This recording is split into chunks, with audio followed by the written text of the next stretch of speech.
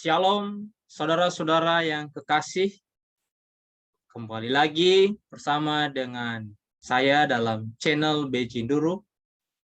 Saat ini kita akan berbincang-bincang membahas tentang khotbah dan komunikasi. Jadi kalau beberapa video yang sudah lalu, itu adalah tentang khotbah ekspositori, adalah salah satu dari 3 jenis khotbah.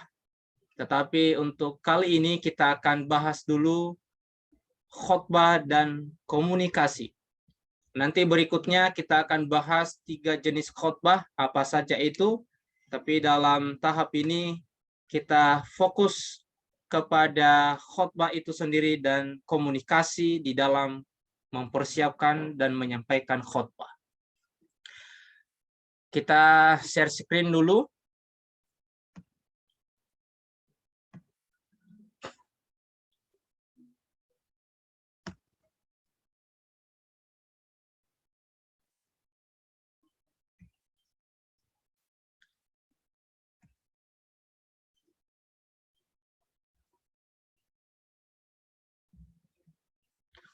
Baik, ya.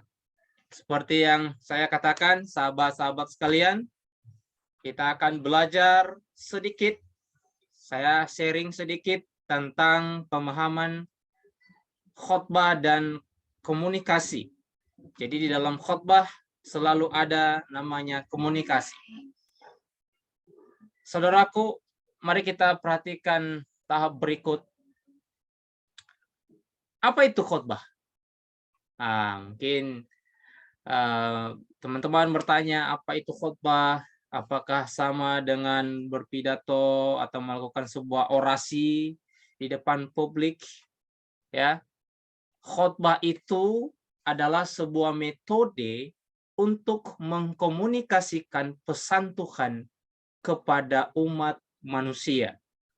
Jadi dalam menyampaikan pesan Tuhan itu ada berbagai macam metode, ya. Tetapi ada satu metode, yaitu adalah melalui khotbah, menyampaikan, mengkomunikasikan pesan-pesan Tuhan kepada umat manusia. Khotbah atau berkhotbah dalam bahasa Yunani adalah keruso, yang artinya juru siar.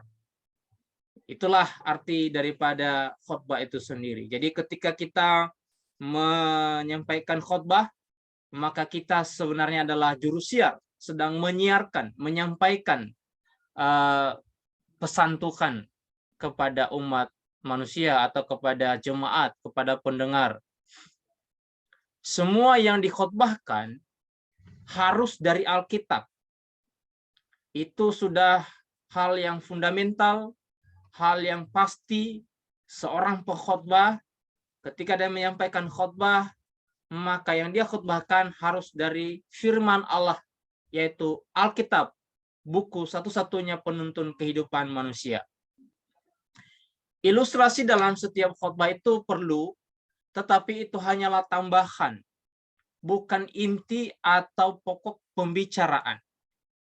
Jadi jangan kita berkhotbah lalu yang kita sampaikan adalah ilustrasi-ilustrasi, pengalaman-pengalaman, sehingga di bagian akhir kita tutup dengan ayat-ayat firman Tuhan. Ya, tetapi itu hanyalah tambahan saja. Jadi, setiap orang yang berkhotbah, maka orang itu adalah juru siar kebenaran firman Allah, yaitu Alkitab. Jadi, Bapak Ibu, sahabat-sahabat sekalian, kalau punya Alkitab di rumah, kita baca, kita khotbahkan.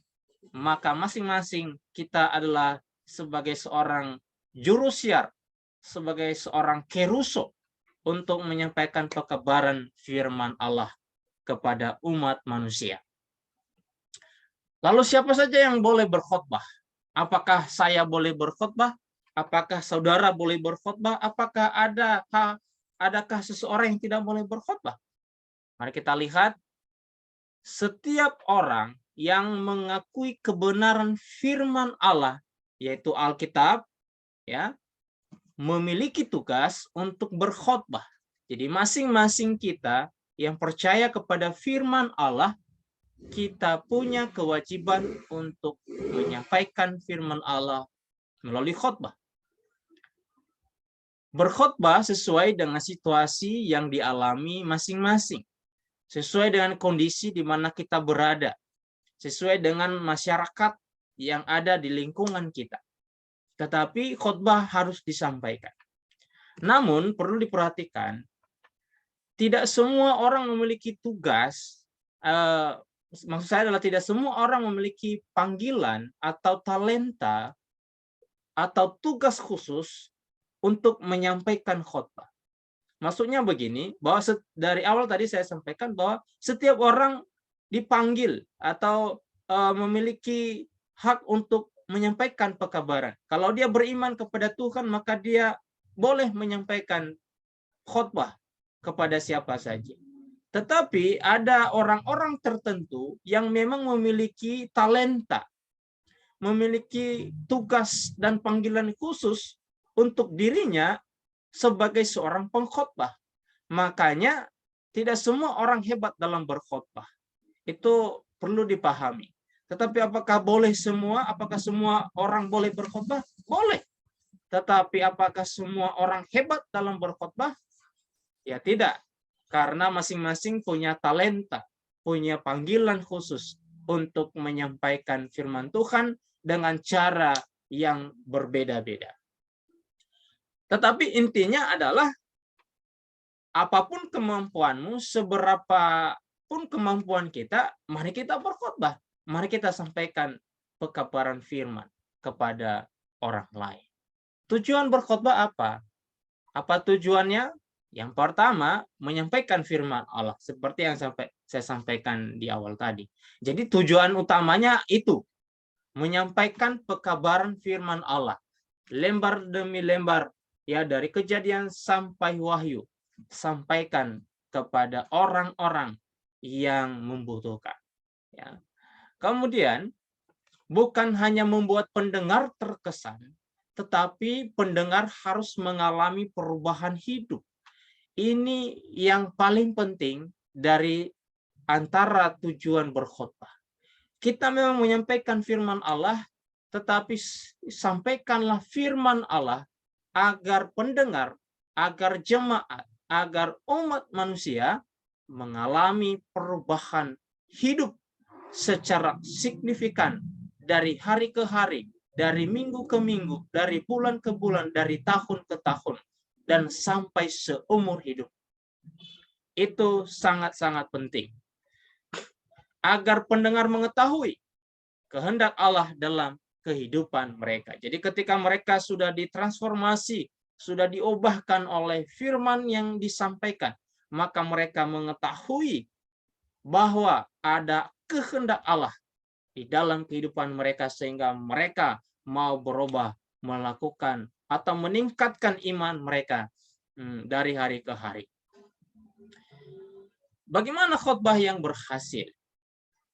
Jadi walaupun tidak ada standar yang umum yang pasti tentang khotbah yang berhasil, tapi minimal hal berikut dapat menolong kita ya untuk memahami bahwa khotbah yang kita sampaikan berhasil atau kurang berhasil. Yang pertama, khotbah adalah lahir dari pergumulan dengan Allah dan firman-Nya. Jadi ketika seseorang menyampaikan khotbah, pastikan bahwa khotbah itu adalah hasil dari pergumulan kita dengan Allah dan firman Allah. Apa maksudnya?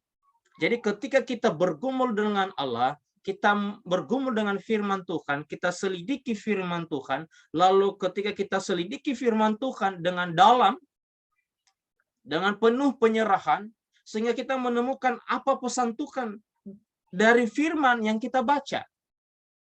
Itu namanya pergumulan dengan Allah dan firman-Nya.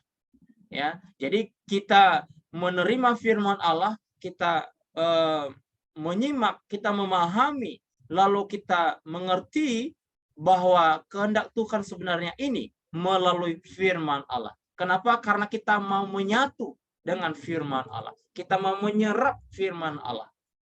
Nah, ketika khotbah itu lahir dari hasil pergumulan kita dengan Allah dan firman-Nya, maka itulah akan memberikan khotbah yang berhasil kepada pendengar. Kenapa? Karena kita terlebih dahulu sudah diobahkan. Ya. Kita terlebih dahulu sudah diobahkan melalui firman yang akan kita sampaikan. Lalu kemudian harus lahir dari pengalaman hidup bersama dengan Allah. Jadi bukan hanya ketika kita membaca ayat itu, kita bergumul lalu kita memahami begitu dalam ya firman itu, tetapi ada pengalaman-pengalaman rohani yang kita dapatkan di waktu yang berlalu bersama dengan Allah. Jadi ketika kita baca firman Allah, lalu kita gabungkan dengan pengalaman rohani yang kita dapatkan, maka itu menjadi salah satu ciri-ciri khotbah yang berhasil sampai kepada pendengar. Berikutnya adalah khotbah yang dibangun sesuai dengan kebutuhan pendengar, kebutuhan jemaat. Jadi kadangkala bukan bermaksud untuk menyakiti jemaat itu sendiri, tetapi kadangkala ketika dalam sebuah jemaat terjadi permasalahan, terjadi persoalan, percekcokan, lalu kita bergumul tadi dengan firman Allah tadi, lalu kita dalami apa maksud Allah, lalu kita temukan apa solusi kepada sebuah jemaat yang sedang berada dalam masalah. Maka ketika kita naik ke mimbar, kita menyampaikan firman itu sesuai dengan kebutuhan mereka. Tetapi sekali lagi bukan untuk menuduh mereka, bukan untuk menghakimi mereka. Tetapi harapannya adalah agar pendengar dapat diubahkan menjadi lebih baik. Nah, begitu. Kemudian khotbah yang meninggikan Tuhan, bukan diri sendiri. Nah, itu dia. Itu yang paling penting juga. Bahwa ketika kita menyampaikan khotbah, kita naik ke mimbar, pastikan di dalam hati kita bukan diri kita yang kita tonjolkan, tetapi biarlah Tuhan yang ditinggikan. Setiap kata yang keluar dari mulut kita hanyalah kemuliaan bagi Allah. Jadi ketika kita menyampaikan firman Allah, maka kita harus tahu bahwa Allah lah yang ada di depan kita. Kita hanya menyampaikan saja. Biarlah dia yang ditinggikan. Nah, ketika konsep kita, prinsip kita, motivasi kita untuk meninggikan Allah, maka ketika selesai kita berkhotbah, maka umat Tuhan akan mengaminkan firman Tuhan dengan meninggikan nama Allah. Mereka akan diubahkan ya melalui firman yang kita sampaikan. Berikutnya, khotbah yang dibangun di atas doa yang sungguh-sungguh. Nah, ini kadangkala tidak kelihatan dan jemaat tidak mengetahui ini, pendengar tidak mengetahui ini, tetapi di balik semua dari persiapan-persiapan untuk menyampaikan khotbah, maka harus dibangun atas doa yang sungguh-sungguh. Ya. Jadi itu ada hubungannya dengan poin pertama tadi, bahwa ketika khotbah itu lahir dari pergumulan dengan Allah. Nah, pergumulan dengan Allah itu adalah ketika kita membaca firman Allah, kadang-kadang kita tidak memahaminya atau kurang memahaminya, maka doa akan membantu kita untuk memahami ini. Kita berserah, kita meminta bantuan daripada Roh Kudus. Bagaimana poin yang terakhir adalah khotbah yang dituntun oleh kuasa daripada Roh Kudus. Ya, dituntun oleh Roh Kudus agar kita memahami apa pesan Tuhan dari ayat ke ayat, dari pasal ke pasal atau dari perikop ke perikop yang kita sampaikan kepada umat Tuhan. Nanti di video berikutnya kita akan bahas tentang jenis-jenis khotbah. Ada 3 hal, ya, ada expository, ada topikal, dan ada tekstual. Jadi semuanya adalah variasi khotbah yang menarik yang dapat kita bahas bersama-sama.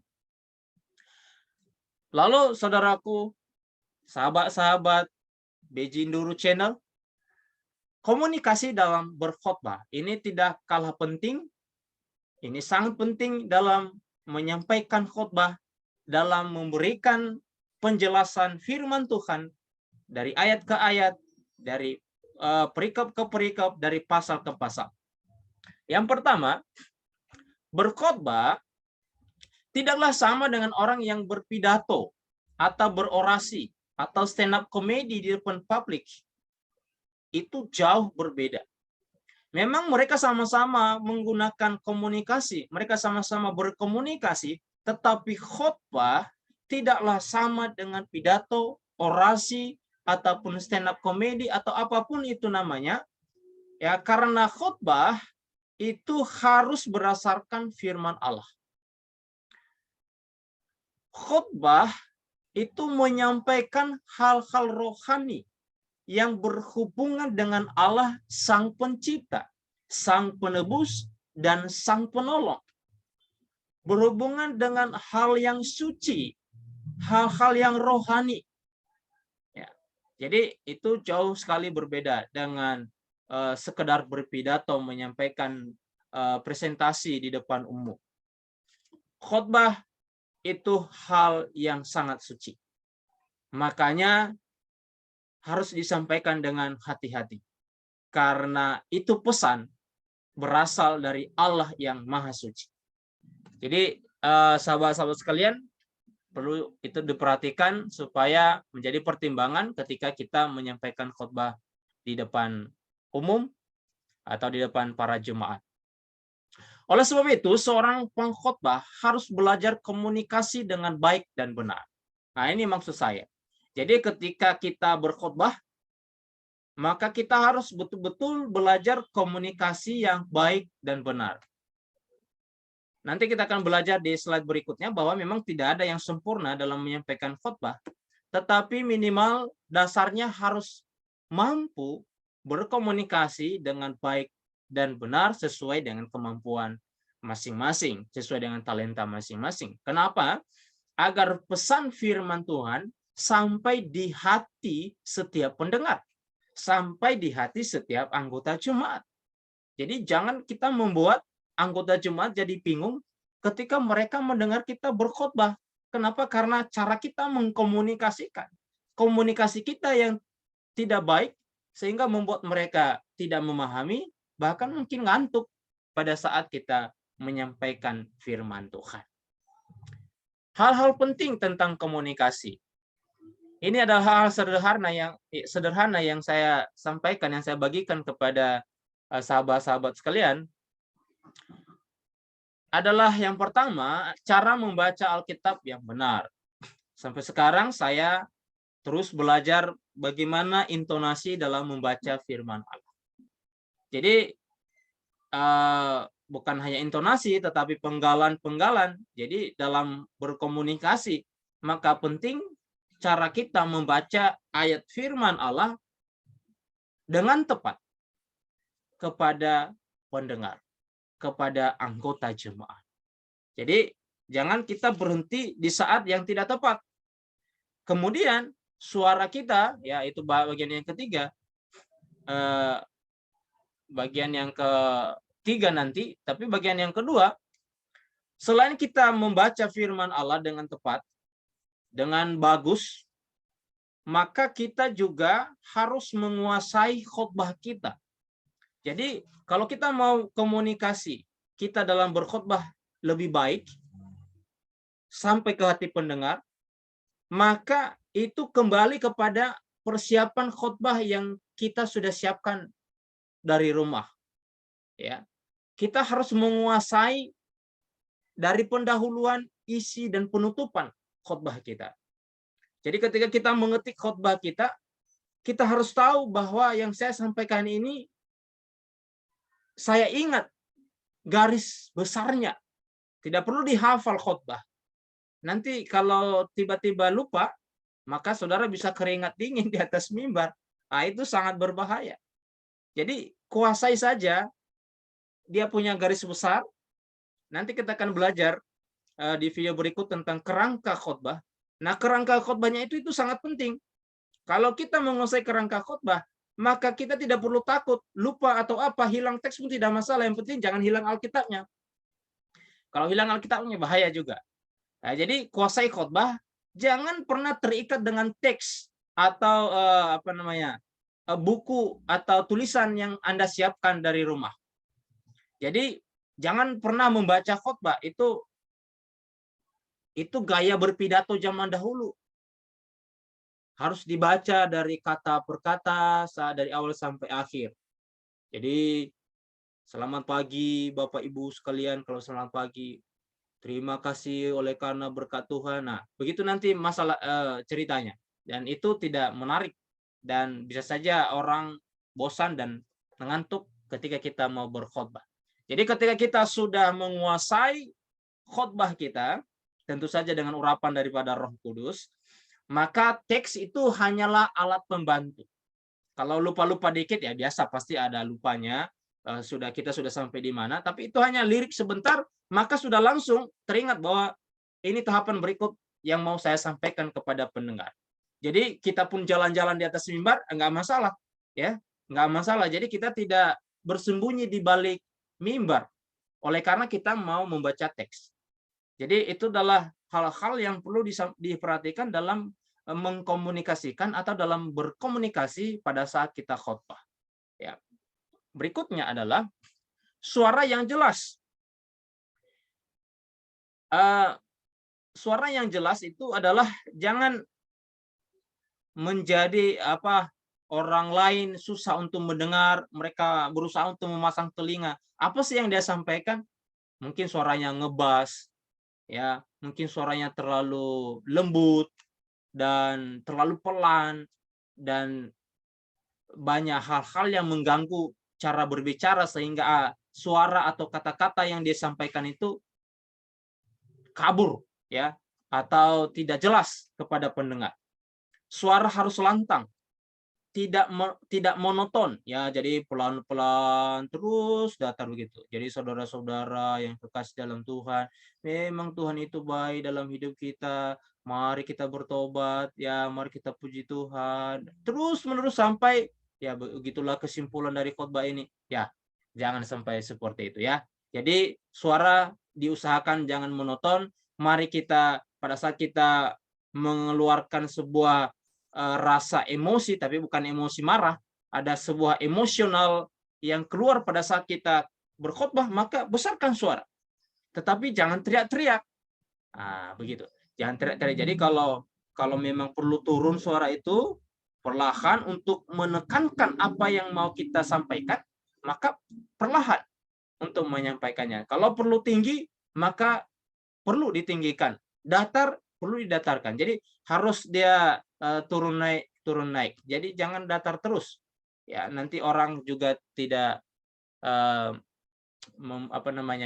membuat hati mereka tidak senang untuk mendengarkan apa yang kita sampaikan. Dan kadangkala kalau kita monoton dalam menyampaikan sebuah pesan firman Allah, maka bisa saja pesan itu tidak sampai ke hati pendengar. Harus menjaga komunikasi lewat bahasa tubuh. Ini hal yang biasa dalam berkomunikasi. Saudara-saudara, sahabat-sahabat sekalian sudah tahu mengenai hal ini. Jadi harus menjaga komunikasi lewat bahasa tubuh, gerakan tangan, mimik wajah. Ya, jangan cemberut pada saat berkhotbah. Jangan juga wajah marah terus dalam berkhotbah. Ya, atau wajah cuek dalam berkhotbah. Ini bahaya ini. Dia menyampaikan pekabaran firman Tuhan tapi dia cuek. Dia nggak mau lihat audiens, dia nggak mau lihat anggota jemaatnya. Atau kadang-kala ada juga pengkhotbah dia hanya hadap sebelah kanan saja. Saya itu yang sebelah kirinya dia nggak perhatikan, apalagi kalau itu gereja besar, podiumnya besar, dan pengkhotbahnya fokus kepada yang sebelah kanan. Maka yang sebelah kiri menganggap bahwa kita ini bukan anggota jemaat kayaknya ini. Ya, jadi itu perlu diperhatikan. Gerakan tangan. Nah, gerakan tangan itu menunjukkan penekanan apa yang mau kita sampaikan. Kemudian gerakan badan. Ya, gerakan badan, gerakan kaki itu penting. Makanya orang yang sudah menguasai teks dan dia menguasai bahasa tubuhnya, memiliki bahasa tubuh yang bagus untuk mengkomunikasikan pesan Allah, maka biasanya para pengkhotbah seperti itu mereka tidak akan suka tinggal di dalam mimbar atau di belakang mimbar. mereka maunya agak gerak sedikit supaya dia merasa dekat dengan jemaat. Ya, saya sendiri saya tidak terlalu suka ada mimbar yang begitu besar. Ya, lalu saya di situ seperti sesak nafas kita di dalam mimbar itu. Maunya gerak kanan, gerak kiri, lalu kita maju sedikit supaya kita merasa atau jemaat itu merasa kita dekat dengan mereka. Nah, itu adalah teknik-teknik dalam mengkomunikasikan firman Allah lewat bahasa tubuh kita.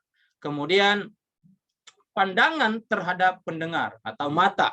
Ya, tatap mata saya kata orang-orangnya. Itu perlu.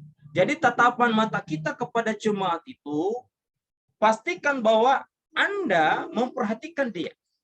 Meskipun dia jauh di sudut sana, lalu ketika kita memandang dia, dia merasa, pendeta atau pengkhotbah sedang memandang saya ini. Mungkin dia lagi ngantuk atau lagi ngapain. Ketika kita arahkan pandangan kita tepat di matanya, maka dia akan berhenti melakukan aktivitas lain, lalu dia fokus untuk berkhotbah, untuk mendengarkan khotbah, dan dia merasa bahwa khotbah itu adalah untuk dirinya. Nah, gitu. Jadi pandangan mata, tatapan mata itu penting kepada anggota jemaat atau kepada pendengar. Tidak harus dekat, jauh sekalipun kalau kita pandang mereka dengan tatapan yang tajam, tatapan yang pasti, ya, jangan tatapan yang palsu, tetapi itu artinya bahwa kita menyampaikan pekabaran itu untuk dirinya, untuk jemaat itu sendiri. Jangan pandangan kita kemana-mana, kita melihat ke langit-langit, nggak sampai nanti pesan kita. Nah, jadi perlu komunikasi yang baik dalam berkhotbah. Lah, berikutnya, pengkhotbah dan pendengar. Ini adalah dua hal yang tidak bisa dipisahkan.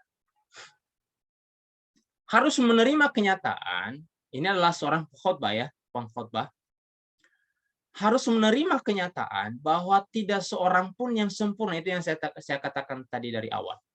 Jadi saya sebagai pengkhotbah, saya sebagai pendeta, teman-teman, sahabat-sahabat sekalian, ataupun mungkin teman-teman mahasiswa yang sedang mengambil teologi sekarang, yang sedang mengambil kelas berkhotbah, maka perhatikan hal ini.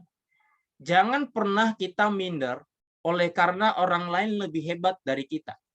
Sadarilah dan terima kenyataan bahwa tidak seorang pun memiliki hidup yang sempurna.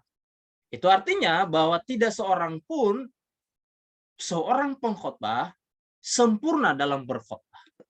Meskipun ada orang-orang hebat di dunia ini yang hebat dalam menyampaikan khotbah, tetapi kita harus tahu bahwa dia adalah manusia, juga pasti ada kelemahan-kelemahannya dalam menyampaikan khotbah. Jadi saya pun adalah bagian dari orang-orang lemah tersebut. Jadi kita tidak perlu berkecil hati, tidak perlu minder oleh karena kelemahan-kelemahan kita.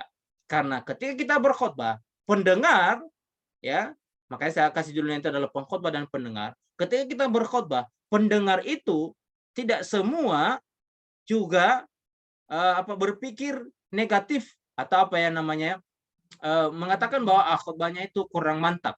Ada juga pendengar yang merasa diberkati. Bukan karena khotbah kita sempurna, tetapi karena pesan yang kita sampaikan itu memberkati dirinya, mengubah diri. Nah, jadi itu perlu diperhatikan. Yang berikutnya adalah ketika kenyataan itu berkata bahwa tidak seorang pun yang sempurna, oleh sebab itu pahamilah kekurangan dan kelebihan Anda dalam berkhotbah.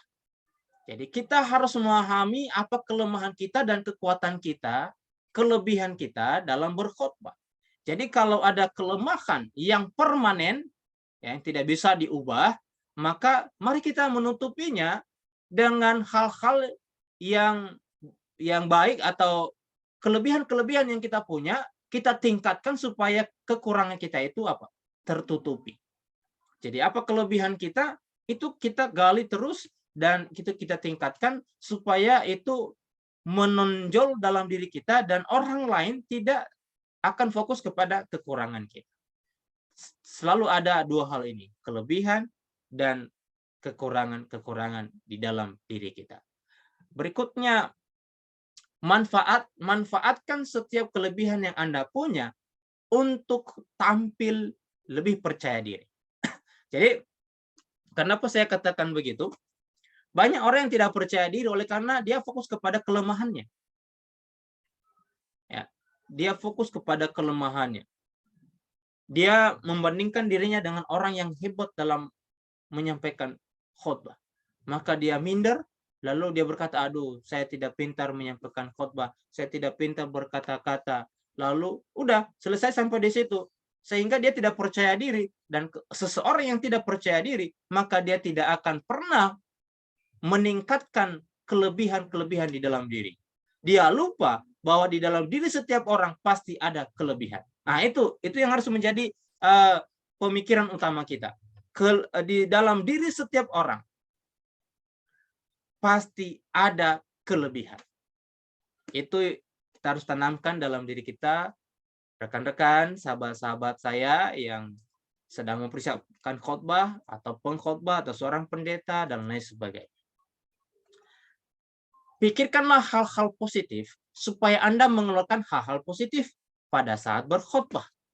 Jadi jangan kita memikirkan hal-hal yang negatif terus terhadap diri kita. Karena ketika kita memikirkan hal negatif terhadap diri kita, kekurangan-kekurangan kita, maka ketika kita berkhotbah akan muncul ekspresi bahwa kita itu tidak percaya diri.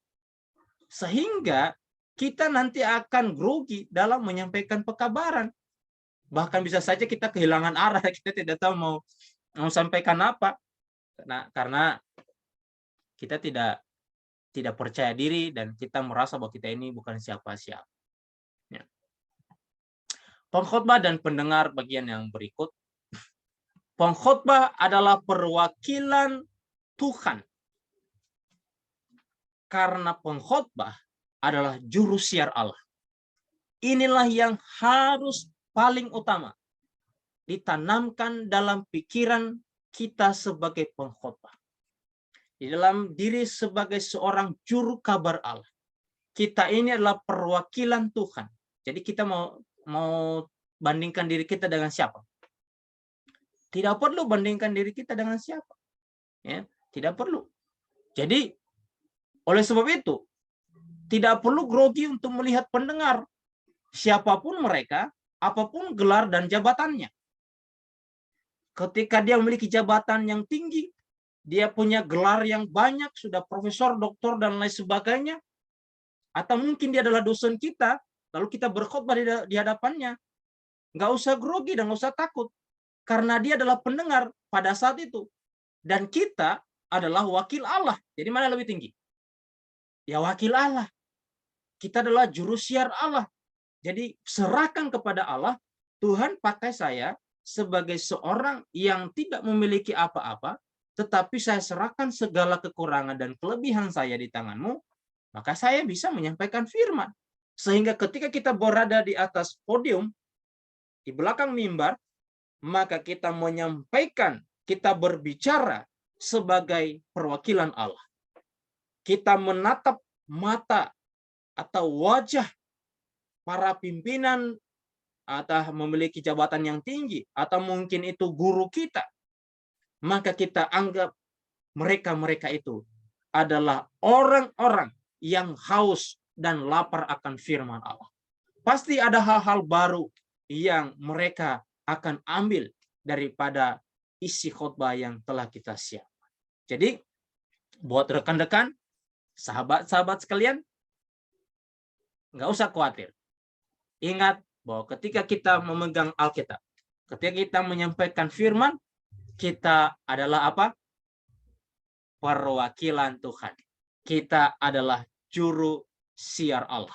Oleh sebab itu, berlakulah, bersikaplah optimis sebagai seorang perwakilan Tuhan, sebagai juru siar Allah.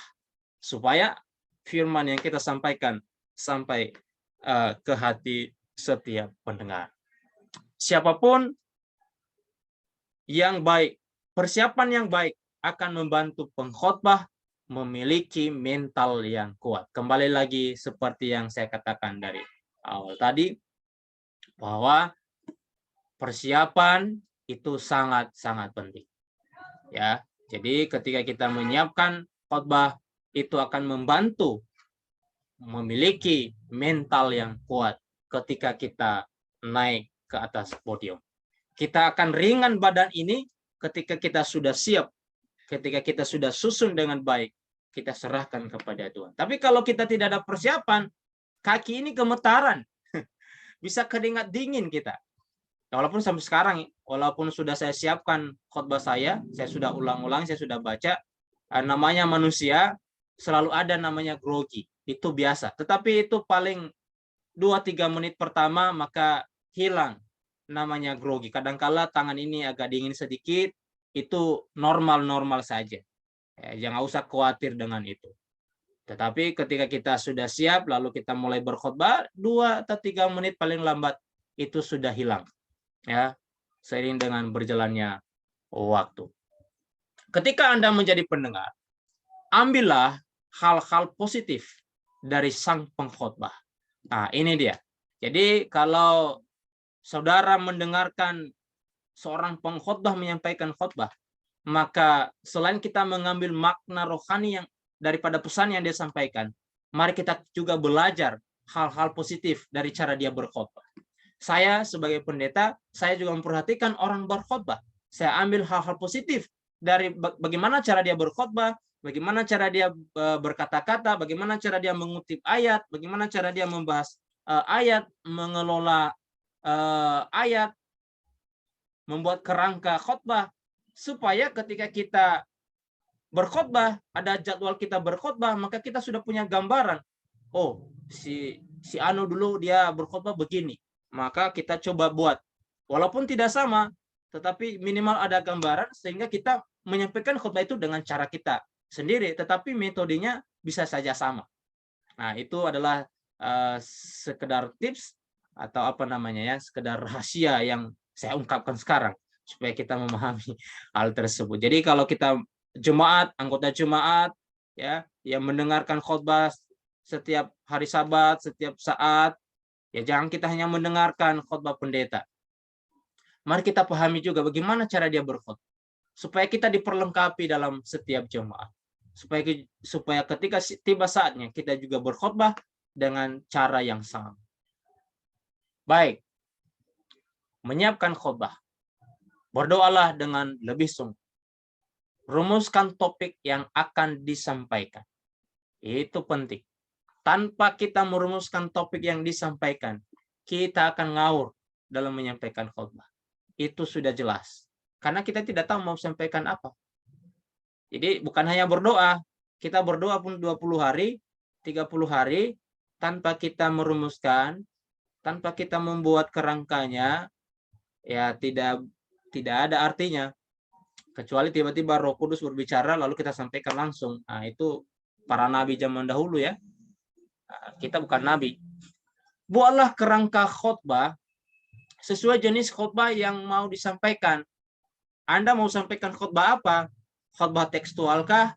Khotbah topikalkah? Atau khotbah ekspositori? Jadi tergantung khotbah yang mau sahabat-sahabat sekalian sampaikan. Sorry. Hindari terlalu banyak ilustrasi.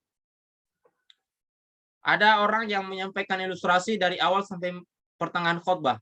Jadi ilustrasinya 15 menit. Setelah itu masuk ke ayat firman Tuhan. 5 menit dia tutup lagi dengan ilustrasi. Itu bukan khotbah namanya. Itu adalah sekedar wejangan seorang bapak kepada anaknya yang mau pergi merantau. Jadi dia berikan wejangan, diberikan contoh-contoh, yaitu dia tutup dengan ayat firman Tuhan. Takut akan Tuhan adalah permulaan pengetahuan. Dia kutip ayat. Kita sebagai pengkhotbah enggak begitu. Jadi ilustrasi itu hanyalah tambahan saja. Hanya tambahan. Jangan terlalu banyak ilustrasi dalam setiap khotbah. Sampaikan firman Allah. Itu tadi dari awal ya. Seorang pengkhotbah dalam menyampaikan firman Allah. Kalau mau masukkan ilustrasi, masukkan ilustrasi yang relevan.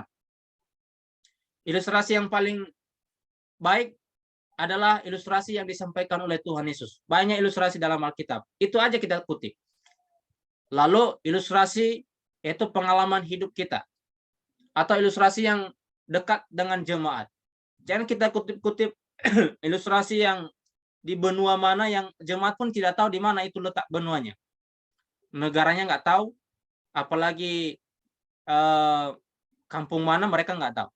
Jadi mari kita memasukkan ilustrasi itu ya sesuai dengan kenyataan dan sesuai dengan pengetahuan jemaat.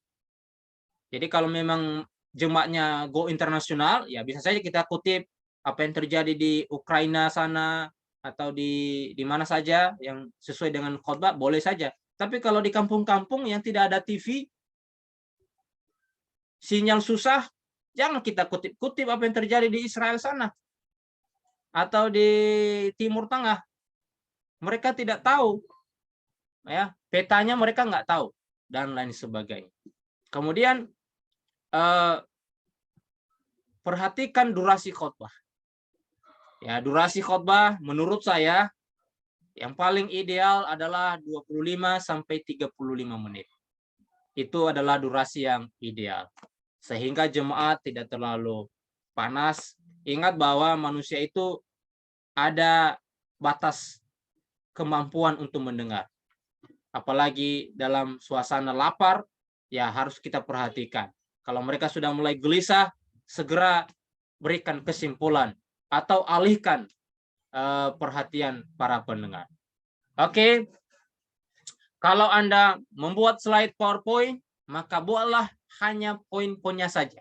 Jangan buat kata demi kata di dalam PowerPoint. Itu namanya bukan PowerPoint namanya. Ya, itu membuat naskah khotbah itu. Jadi kalau buat PowerPoint ya poin-poin, kerangkanya, lalu apa yang mau disampaikan di dalam kerangka tersebut, ada subtopiknya, ada subtopiknya, lalu ada penekanannya, itu saja.